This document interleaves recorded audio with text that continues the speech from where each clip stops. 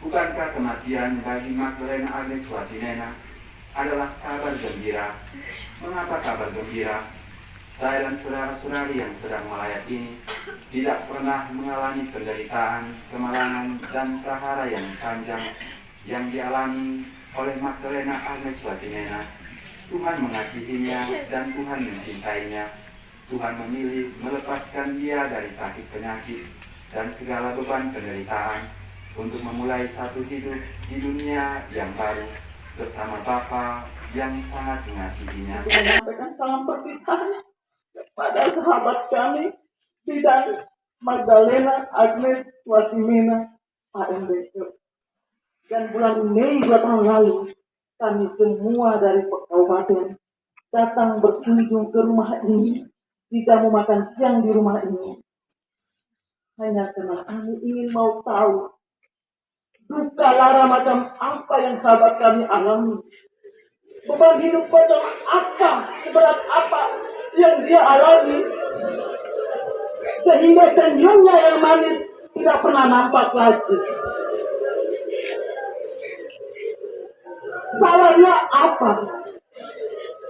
Duka lara yang dia alami sangat berat. Kami merasa jiwanya telah lama mati. Raganya baru dipanggil kemarin oleh Sang Penciptanya kembali menghadap pada Tuhan. Tetapi jiwanya telah lama.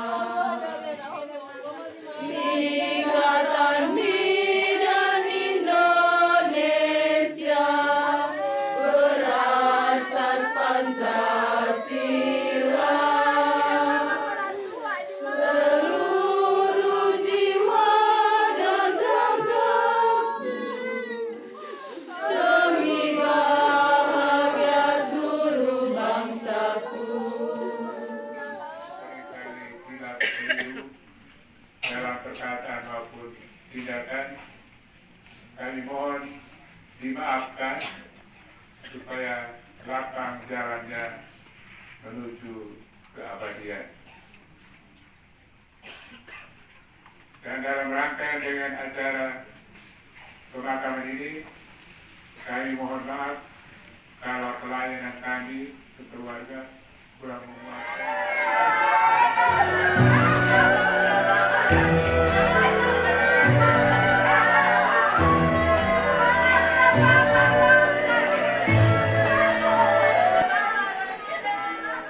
Hari ini kita menangis atas kepergian ibu, anak, saudari, sahabat kekasih kita Magdalena Agnes Watimena. Tetapi sebagai orang-orang beriman, kita mesti melihat kematian dengan perspektif yang berbeda.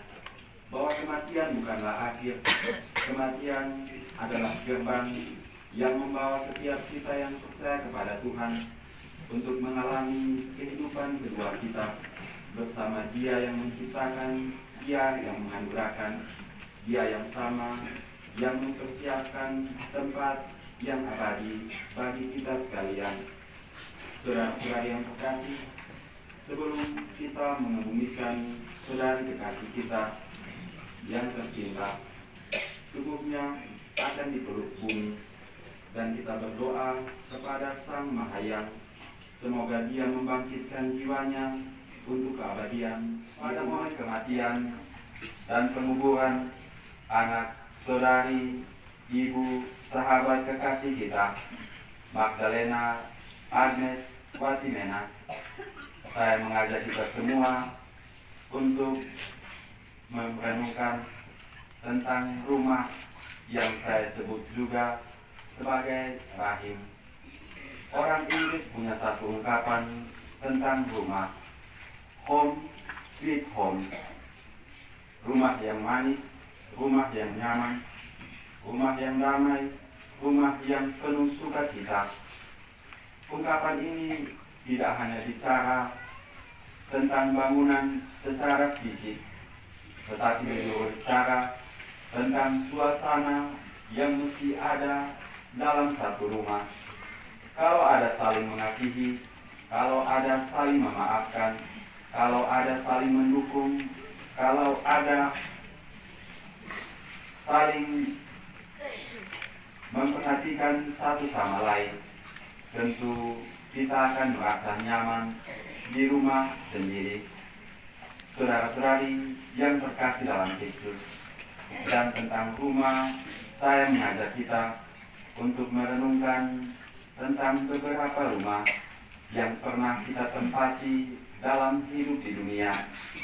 Yang pertama, rumah yang saya sebut rahim dan kandungan seorang ibu.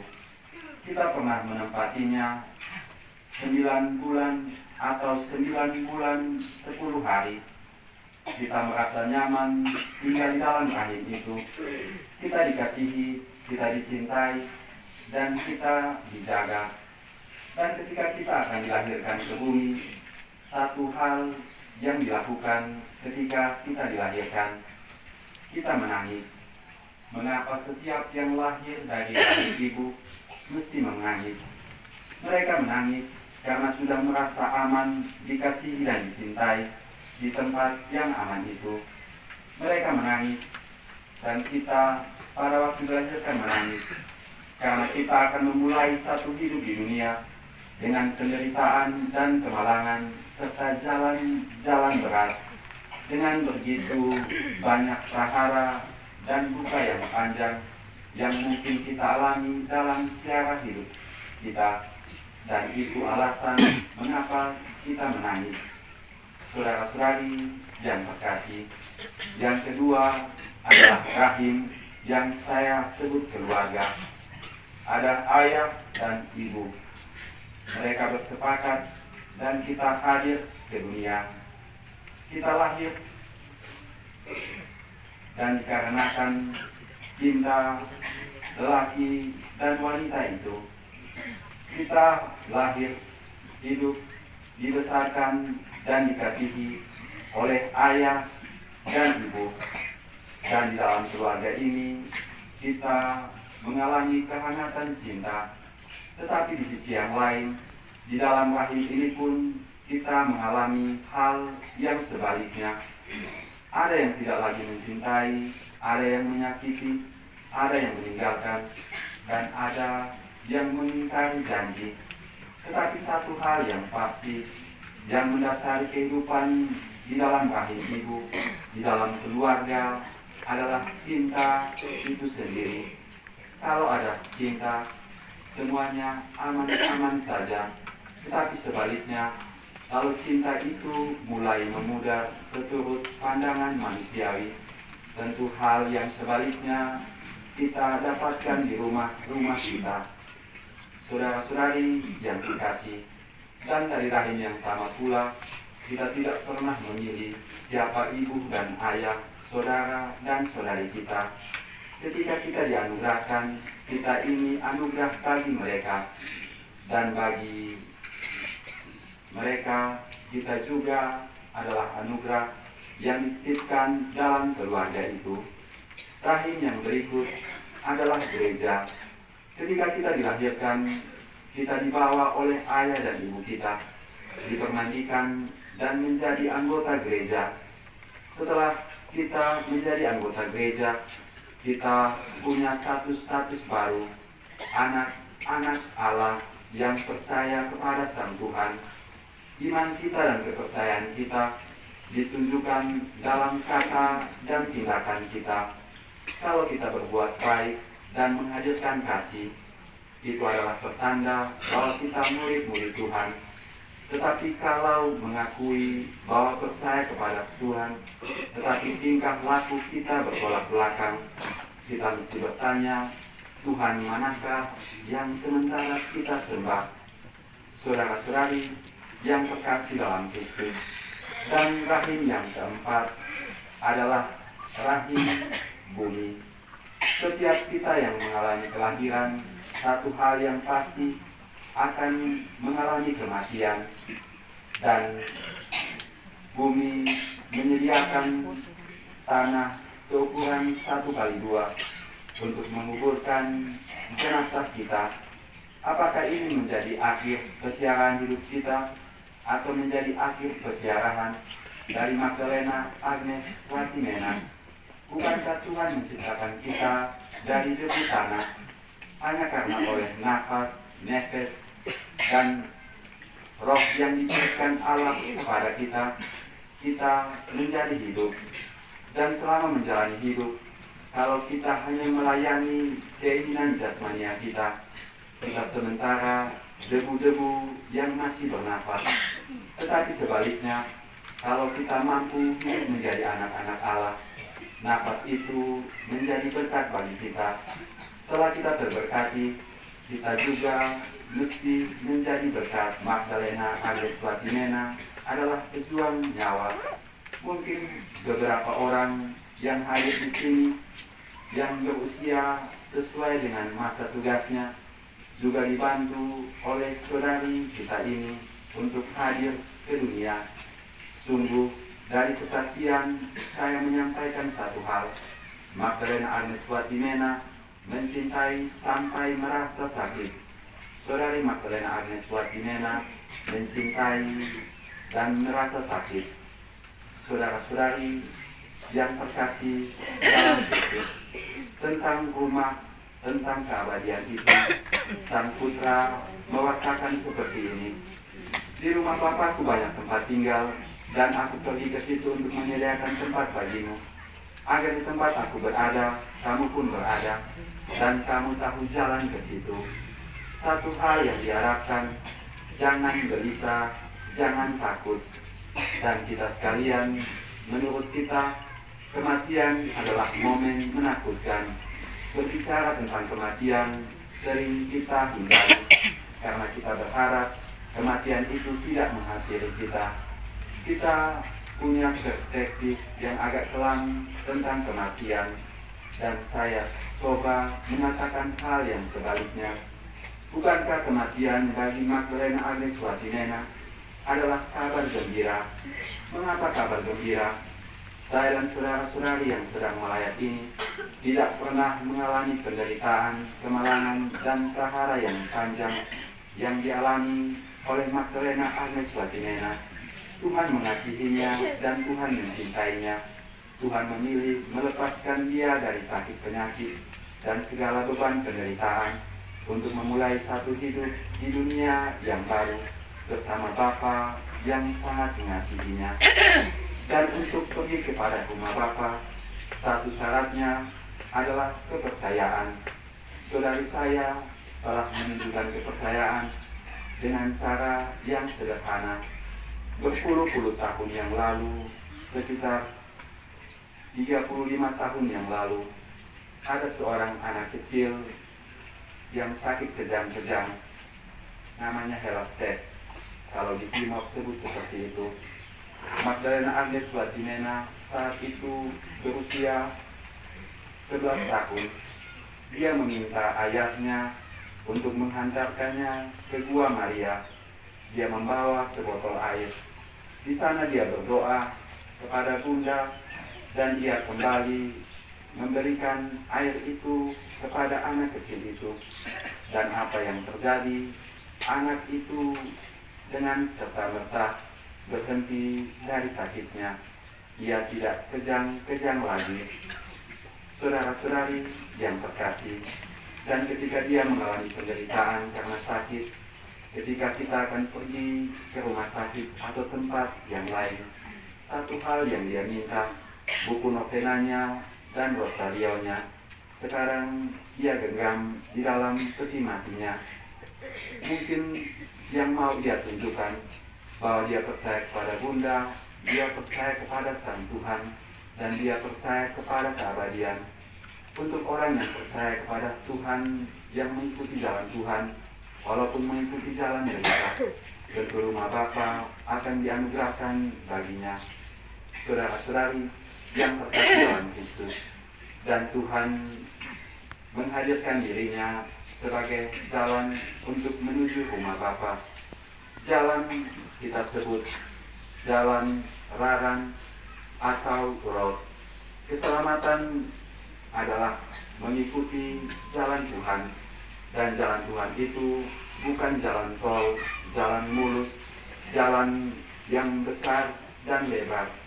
Jalan Tuhan itu adalah jalan penuh kerikil dan aral serta rintangan. Jalan Tuhan adalah jalan sambil mengikut salib. Bukankah dia bersabda, barang siapa ingin mengikuti aku, dia mesti memikul salibnya dan mengikuti aku.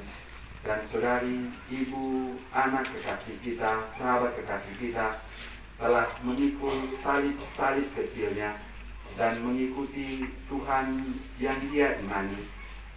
Saudara-saudari yang terkasih dalam Kristus, selain jalan, Tuhan memperkenalkan dirinya sebagai kebenaran. Dalam karyanya, ia berbicara benar dan berlaku benar dan mewartakan kebenaran itu. Dan untuk kebenaran yang ia wartakan, ia dihakimi, ia memikul salib yang berat, bahkan dihukum mati hingga mati di atas kayu salib.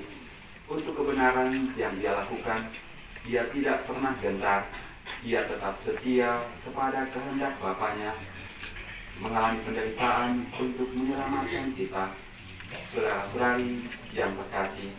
Dan akhirnya Tuhan menamakan dirinya sebagai hidup. Apa yang dimaksudkan? Saya sedang hidup, saudara-saudari sedang hidup.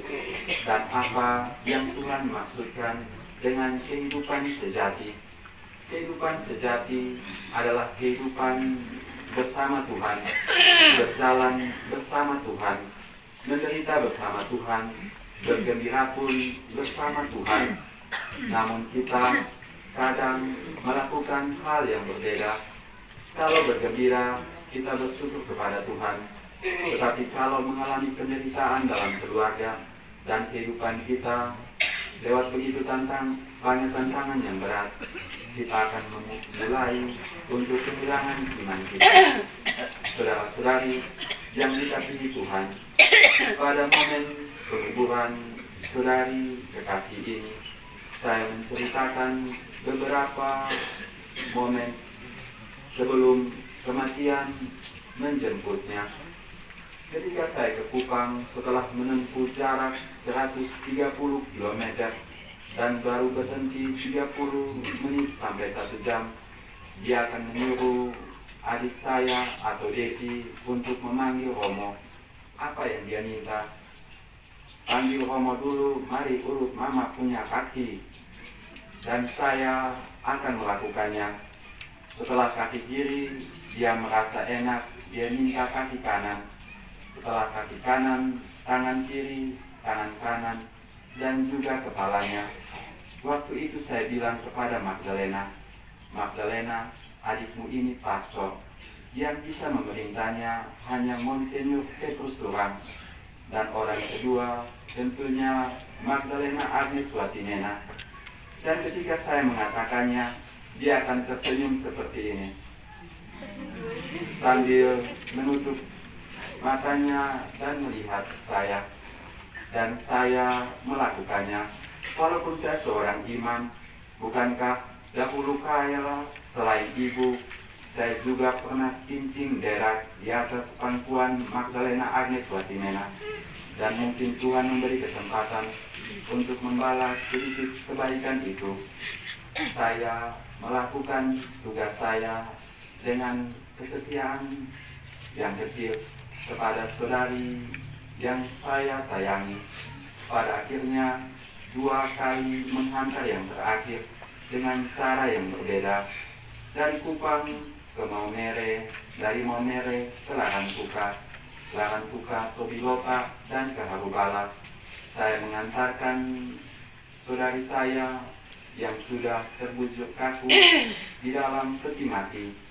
Dan yang terakhir, yang paling menyakitkan, bagaimana mungkin engkau bisa menghantarkan saudarimu ke tempat pemakaman yang terakhir?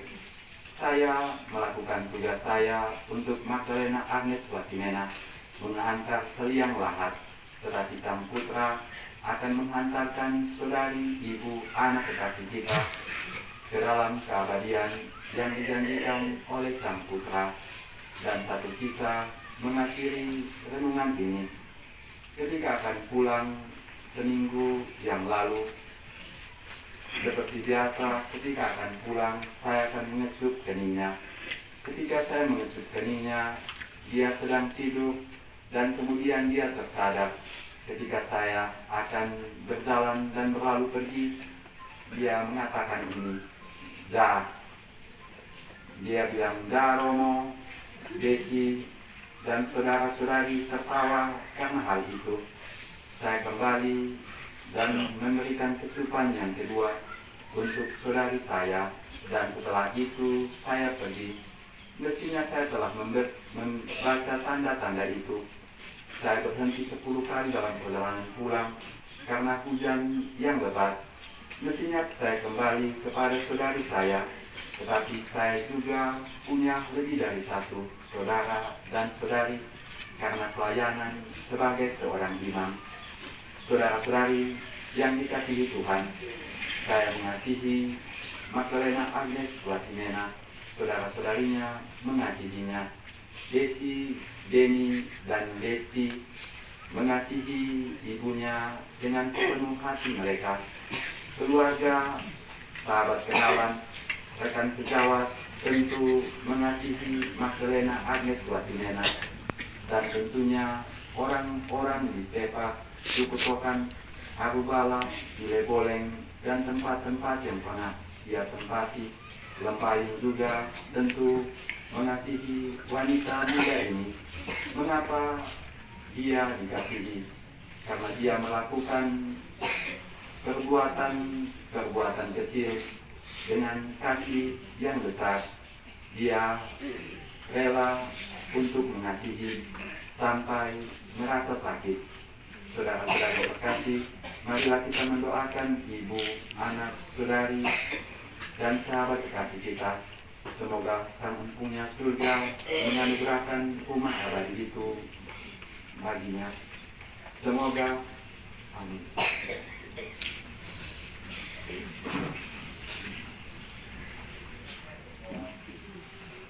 Dalam surga Bapa yang penuh belas kasih melimpah, puji dan syukur pada pengadilan.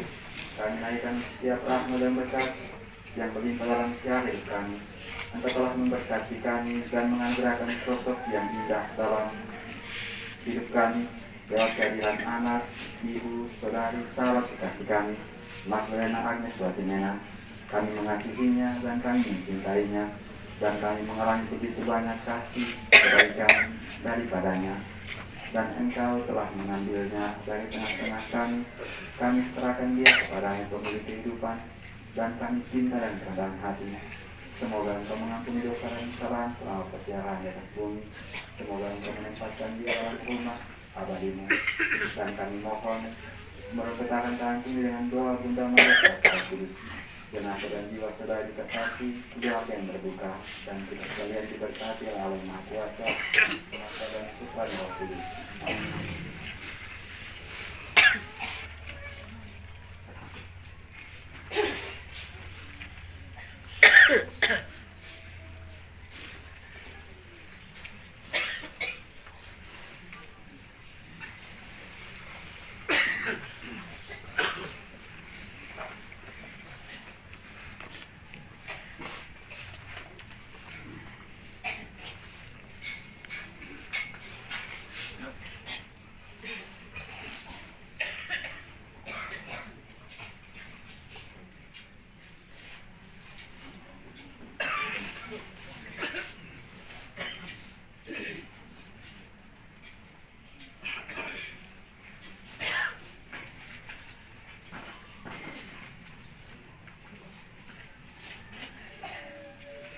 terima kasih telah melahirkan dan membesarkan kami bertiga.